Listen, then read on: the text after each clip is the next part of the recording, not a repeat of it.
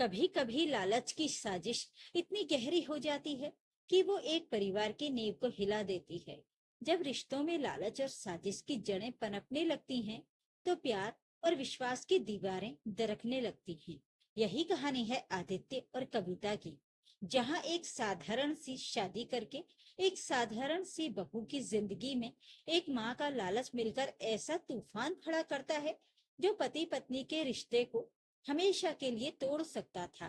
पर क्या सचमुच रिश्ता टूट गया या फिर प्यार ने सब कुछ बदल दिया?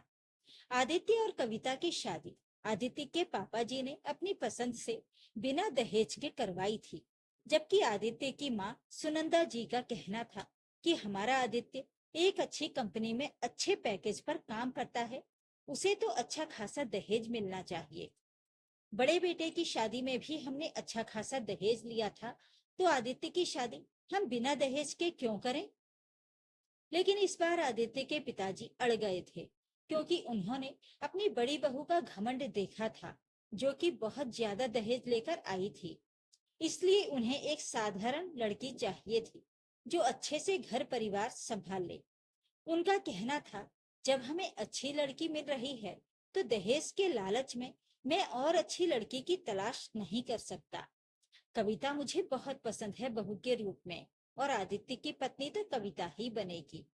और इस तरह से कविता आदित्य की पत्नी और सुनंदा जी की छोटी बहू बनकर उस घर में आ गई थी। कविता के मम्मी पापा ने बहुत ज्यादा दहेज नहीं दिया था, क्योंकि उनकी इतनी हैसियत ही नहीं थी। लेकिन हाँ, कविता भी एक अच्छे पैकेज पर नौकरी करती थी, जो कि जीवन भर का दहेज था। क्योंकि अगर पति पत्नी दोनों कमाते हैं, तो जीवन और आसान हो जाता है। ये बात सुनंदा जी को समझ में नहीं आ रही थी, इसलिए वो कभी भी कविता को पसंद नहीं करती थी, लेकिन अपने पति के डर से कुछ बोल भी नहीं पाती थी।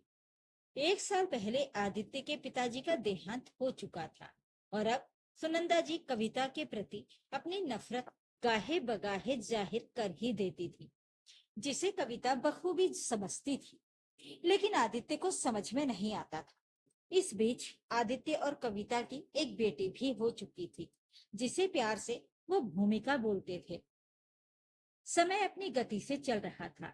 कविता और आदित्य की शादी को लगभग 5 साल हो चुके थे, लेकिन आज तक सुनंदा जी उसे अपना नहीं पाई थी, क्योंकि वो दहेज लेकर नहीं आई थी।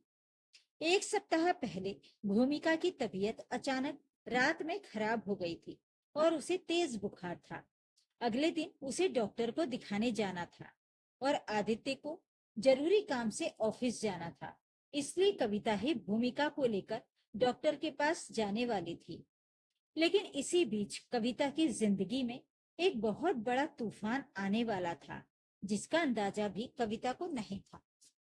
ऑफिस के रास्ते में ही आदित्य का एक्सीडेंट हो गया। कविता उस वक्त भूमिका को लेकर डॉक्टर के पास गई हुई थी, और अपना फोन भी घर पर ही भूल गई थी। जब कविता के फोन पर आदित्य के एक्सीडेंट की खबर आई, तो तुरंत ही सुनंदा जी और उनके बड़े बेटे बहू अस्पताल पहुंच गए। आदित्य की हालत ठीक थी, पर उसके पांव की हड्डी टूट गई थी, और उसे अच्छी खासी चोट भी आई थी, जिसका दर्द उसे बहुत तकलीफ दे रहा था। इसलिए उसे ये भी ध्यान नहीं रहा कि भूमिका की तबीयत भी खराब थी। वो हैरान था कि कविता अस्पताल में नहीं आई, जबकि उसका एक्सीडेंट हुआ है। सुनंदा जी को पता चल चुका था कि आदित्य अब खतरे से बाहर है, तो उन्होंने अपनी चाल चलनी शुरू कर दी, क्योंकि उनके पास यही एक मौका था कविता और आदित्य के बीच में दरार डालने का। डॉक्टर ने पहले ही कह दिया था कि आदित्य को अभी 1 सप्ताह अस्पताल में ही रहना पड़ेगा। सुनंदा जी ने बोला, अरे बेटा, तू भूल गया, कविता तो मायके जाने वाली थी ना? तो वो तो अपने मायके में ही है। कविता के मायके में कोई फंक्शन है, इसलिए उसने फोन करके बोल दिया कि वो और उसके मायके वाले तुझे देखने नहीं आ सकते। उसके मायके का फंक्शन खराब हो जाएगा। ये सुनकर आदित्य अंदर तक हिल गया कि पति यहाँ अस्पताल में है और पत्नी को मायके की फंक्शन की पड़ी है। सुनंदा जी को बहुत अच्छे से पता था कि कविता की चचेरी बहन की शादी है, और उसके लिए कविता ने काफी पहले से प्लान बनाया हुआ था कि वो 10 दिन मायके में रहने वाली है, और ये बात आदित्य भी जानता था। इसी बीच ये सब कुछ हो गया था। आदित्य की हालत वैसे भी ठीक नहीं थी, इसलिए उसकी सोचने समझने की शक्ति भी अभी कमजोर पड़ी हुई थी। उसे तो बस इस बात का दुख था कि कविता उसके साथ ऐसा कैसे कर सकती है।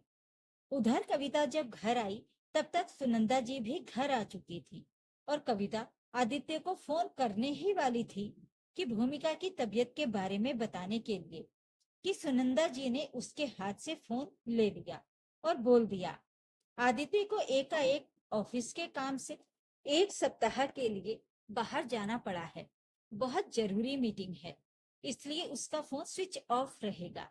वो घर आया था पैकिंग करने के लिए, बहुत जल्दी थी उसे, और तू अपना फोन भी यहाँ भूल गई थी, इसलिए वो तुझसे और भूमिका से नहीं मिल सका, और बोल दिया कि 1 सप्ताह तक हम लोग चिंता न करें, तू अभी भूमिका पर ध्यान दे। सुनकर कविता ने इस बात को सच मान लिया और भूमिका की देखभाल करने लगी। उसे निमोनिया हो गया था, और डॉक्टर ने उसका खास ख्याल रखने के लिए बोला था, इसलिए कविता ऐसे भी बहुत परेशान थी। ऊपर से आदित्य के एक्सीडेंट के बारे में उसे कुछ भी पता नहीं था। सुनंदा जी और उनके बड़े बेटे बहू ने बहुत बड़ी साजिश रच डाली थी कविता और आदित्य का घर तोड़ने के लिए। उधर अस्पताल में आदित्य हैरान था कि जिस कविता को वो इतना ज्यादा प्यार करता था, वो एक बार भी उसे न अस्पताल में फोन कर रही है और न ही उससे मिलने आई है। आदित्य कविता से कांटेक्ट न कर ले, इसलिए उसके भैया ने मौका पाकर आदित्य का फोन स्विच ऑफ कर दिया था और बोल दिया था कि तेरा फोन थोड़ा डैमेज हो गया था, ठीक से काम नहीं कर रहा था, इसलिए मैंने उसे ठीक करने के लिए दे दिया है। उधर घर में भी सुनंदा जी अपनी अगली चाल चल रही थी और कविता को हर तरह से परेशान कर रही थी, ताकि वो परेशान होकर अपने मायके चली जाए, क्योंकि बेटी की तबीयत की वजह से कविता बहुत ज्यादा परेशान थी। आज सुबह सुबह कविता ने अपनी सास से बोला, मम्मी जी, भूमिका को भूख लगी है, किचन में दाल दिखाई ही नहीं दे रही है, कहाँ गई? उसकी सास सुनंदा जी मुंह बनाते हुए कहने लगी, खत्म हो गई होगी, मैंने क्या अपनी अलमारी में बंद करके रखी है? कविता हैरानी से खड़ी सास को देखती रह गई। ऐसे मुश्किल समय में सास ने बिल्कुल ही सहयोग करना बंद कर दिया था। उसकी आंखों से झरझर आंसू बहने लगे। उसे समझ नहीं आ रहा था कि वो बुखार से तप रही बेटी की देखभाल कैसे करे। उसने अपनी सास से कहा, तो आप मंगवा दीजिए, आज इसे अस्पताल लेकर भी जाना है। सुनंदा जी कहने लगी कि पहले ही तेरा पति अपनी बीमार बेटी को छोड़कर बाहर गया हुआ है, तेरे भैया भी अपने ऑफिस में हैं, भाभी अकेले क्या क्या संभालेगी, और मुझे अब ये सब कुछ नहीं होता। तू अपने पापा को फोन करके बुला ले और मायके चली जा, वहां पर तेरी बेटी का इलाज भी अच्छे से हो जाएगा। तू तो अपनी बेटी को लेकर घर में ही बैठ गई है, और घर में और भी बहुत से काम होते हैं, तुझे तो कुछ परवाह ही नहीं है। कविता तड़प उठी और कहने लगी कि मैं भी तो बहुत परेशान हूँ, और इसी बीच आदित्य भी बाहर चले गए हैं, तो मैं क्या करूँ? ऊपर से उनका फोन भी नहीं लग रहा, इसमें मेरा क्या दोष है? यहाँ भूमिका की तबीयत इतनी खराब है, मैं इसे लेकर अस्पताल जाऊं या घर की जिम्मेदारियां संभालूं? आप लोग अगर थोड़ी देर तक इसका ध्यान रख लेते तो मैं दाल लेकर आ जाती। उसकी सास कहने लगी कि अपनी परेशानियां खुद झेल। कविता की आंखों से आंसू बहने लगे। उसे अब कुछ भी समझ में नहीं आ रहा था। उधर पल पल बिटिया का बुखार भी बढ़ता जा रहा था, तो उसने परेशान होकर अपने पापा को फोन लगा दिया। उसके पापा बोले कि मैं तेरे भैया को भेज देता हूँ, तू मायके आ जा, सब ठीक हो जाएगा। पिता के समझाने पर उसने हिम्मत जुटाई, भूमिका का कुछ जरूरी सामान पैक किया, अपने 2-4 कपड़े समेटे और भाई के आने का इंतजार करने लगी। 1 घंटे के बाद उसका भाई बाइक लेकर आया, तो वो बाइक पर बैठकर वहां से चली गई। तब सुनंदा जी कुटिलता से मुस्कुरा उठी। मायके पहुंचते ही कविता अपने पापा के साथ हॉस्पिटल गई और उसने भूमिका को डॉक्टर को दिखाया। डॉक्टर ने कहा कि उसे 1 सप्ताह तक उसकी दवाई का कोर्स चलेगा। और धीरे धीरे भूमिका के स्वास्थ्य में सुधार हो रहा था, तो उसे भी अच्छा लग रहा था। उधर वो रोज ससुराल में फोन करती थी, लेकिन कोई उससे ठीक से बात नहीं करता था। आदित्य हॉस्पिटल में एडमिट था, इसके बारे में उसे कुछ पता ही नहीं था, तो उसे इस बात का गुस्सा आ रहा था कि आदित्य ने अपनी तरफ से एक बार भी फोन करके भूमिका का हालचाल भी नहीं लिया, जबकि उसकी इतनी तबीयत खराब थी। ये बात आदित्य को पता थी, लेकिन सच्चाई ये थी कि आदित्य को ये नहीं पता था कि भूमिका को निमोनिया हो गया है, क्योंकि उस दिन से तो आदित्य और कविता का मिलना ही नहीं हुआ है। धीरे धीरे वक्त बीता और एक सप्ताह में भूमिका की तबीयत काफी ठीक हो चुकी थी। तो कविता ने भाई से कहा कि अब मुझे ससुराल छोड़ दे, आदित्य भी अब आने ही वाले होंगे, अब मुझे इतनी परेशानी नहीं होगी। कविता का भाई उसे ससुराल पहुंचा गया, लेकिन आंगन में कदम रखते ही उसके होश उड़ गए, क्योंकि उसका पति बरामदे में बैठा हुआ था। अपनी पत्नी को देखते ही वो गुस्से से गरजती हुई आवाज में बोला, वहीं रुको, इस घर में कदम भी मत रखना तुम। कविता अवाक रह गई कि अचानक से आदित्य को क्या हो गया है। आदित्य गुस्से में कहने लगा, तुम ऐसे कैसे मायके चली गई थी? यहाँ मैं हॉस्पिटल में एडमिट था और तुम्हें अपने मायके का फंक्शन एंजॉय करना था। तुम्हें मेरी परवाह है या नहीं? कविता अपनी सफाई में कुछ बोल पाती, इससे पहले ही सुनंदा जी आदित्य को भड़काते हुए बोली, देखना बेटा, मैंने बहू को रोकने की कितनी कोशिश की कि तुम्हारा पति इस हाल में है। वो अस्पताल से वापस आएगा और तुम्हें घर में नहीं पाएगा तो उसे अच्छा नहीं लगेगा। लेकिन इसने मेरी एक न सुनी। ऊपर से इसने तेरे इलाज के लिए भी 1 रुपया भी नहीं दिया। सारा खर्च तेरे भैया ने किया है। क्या फायदा हुआ इसका नौकरी करने का? क्या ये तेरा इलाज नहीं करवा सकती थी? ऐसे समय पर मुसीबत में हमें अकेले छोड़कर मायके भाग गई थी। सास के झूठ को सुनकर कविता हैरान रह गई। साथ ही साथ आदित्य अस्पताल में था, ये बात सुनकर भी वो अवाक रह गई और हैरान होकर बोली, क्या आदित्य आप अस्पताल में थे? लेकिन मुझे तो ये बात पता भी नहीं थी। लेकिन आदित्य उसकी कोई बात सुनने और समझने को तैयार ही नहीं था। वो आदित्य को समझाने की कोशिश करती रही, लेकिन आदित्य तो कुछ समझने के लिए, कुछ सुनने के लिए तैयार ही नहीं था। वो गुस्से में कहने लगा कि निकल जाओ इस घर से और जाकर अपने मायके में ही रहो।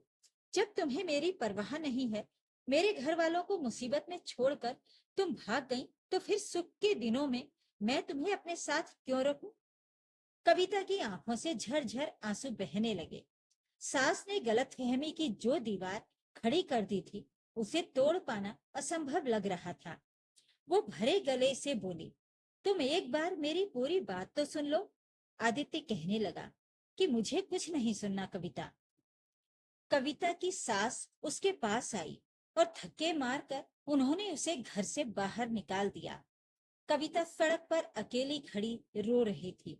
उसने फिर से अपने भाई को कॉल लगाया और उसे वापस आने के लिए कहा। उसका भाई थोड़ी देर के बाद ही आ गया था। कविता कहने लगी कि मुझे मायके ले चल। उसका भाई परेशान हो गया और कहने लगा, दीदी आखिर बात क्या है? तो वो कहने लगी, घर चलो, मैं तुम्हें सब बताती हूँ। भाई के साथ वो घर पहुंची। आंगन में ही उसके मम्मी पापा बैठे थे। उसने रोते हुए सारी बात उन लोगों को बताई। तो वो कहने लगे, तू दामाद जी को मैसेज करके सारी बातें क्यों नहीं बता देती है? फिर कविता ने एक लंबा चौड़ा मैसेज टाइप करके सब कुछ लिख दिया।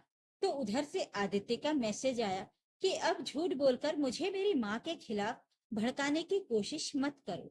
कविता को हैरानी हुई कि आदित्य को अपनी माँ की बात पर यकीन है, लेकिन मेरी बात पर यकीन नहीं है।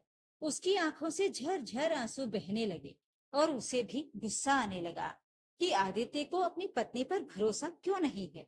वो उठकर कमरे में चली गई और उसने कमरे का दरवाजा भीतर से बंद कर लिया। उस रात वो खूब रोई। उसने आदित्य से बहुत प्रेम किया था। शादी के बाद से ही उसकी सास तरह तरह की चाल चल रही थी। बेटी बहू में हमेशा गलत फहमी पैदा करने की कोशिश करती थी, लेकिन कविता हमेशा पति के साथ मजबूती से खड़ी रही। आदित्य कितने ही बार पति का फर्ज ठीक से नहीं निभा पाता था, क्योंकि उसकी माँ को बुरा न लग जाए। इस बात पर भी कविता उससे कुछ नहीं कहती थी, कभी उससे लड़ाई झगड़ा नहीं करती थी। वो सोचती थी कि मैं जितने प्यार से रहूंगी, हमारा रिश्ता उतना ही मजबूत होगा।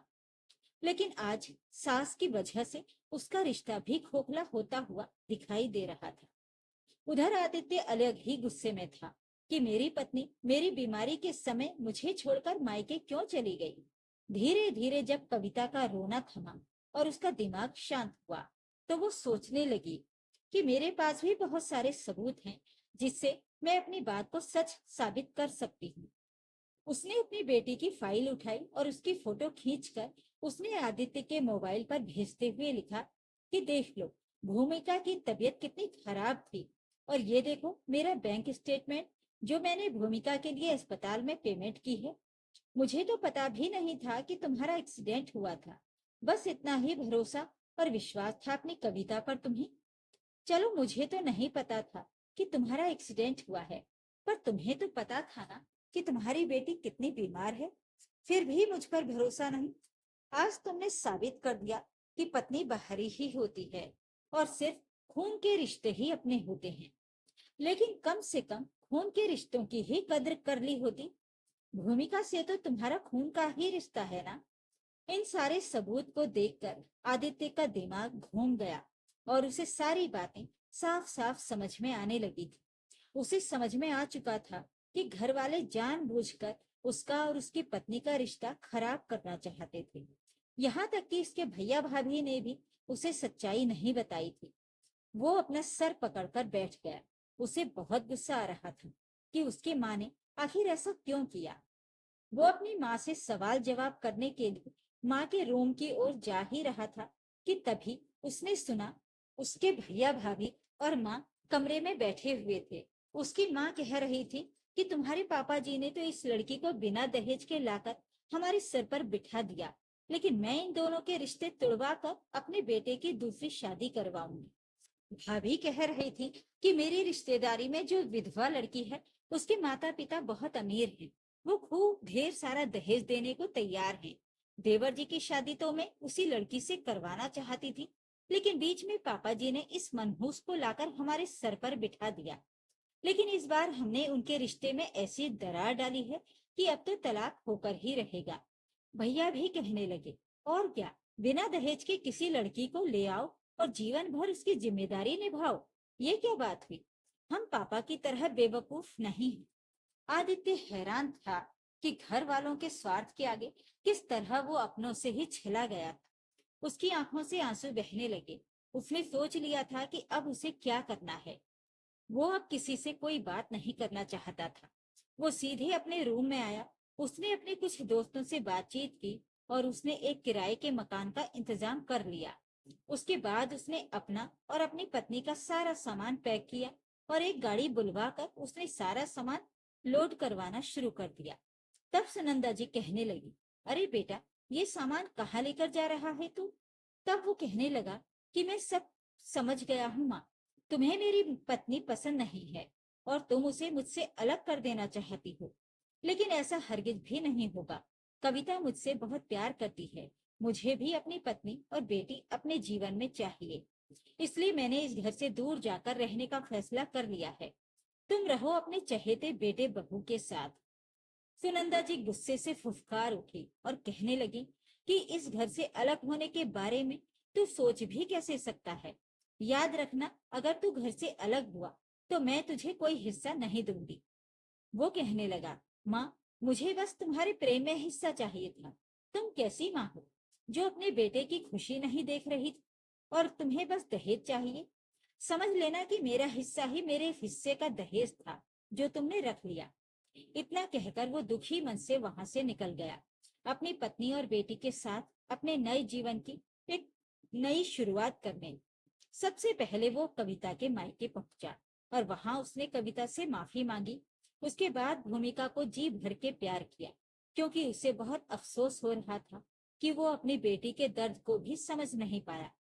कविता भी आंखों में आंसू लिए आदित्य को देख रही थी कि उसका पति एक सप्ताह से अस्पताल में था और वो उसे देखने भी नहीं जा पाई क्योंकि उसे कुछ पता ही नहीं था। इतनी बड़ी साजिश रची थी उसके ससुराल वालों ने उनका रिश्ता तोड़ने के लिए। लेकिन ईश्वर की दया से सब कुछ साफ हो चुका था और अब वो एक नए जीवन की शुरुआत करने वाले थे जहां सिर्फ और सिर्फ प्यार था।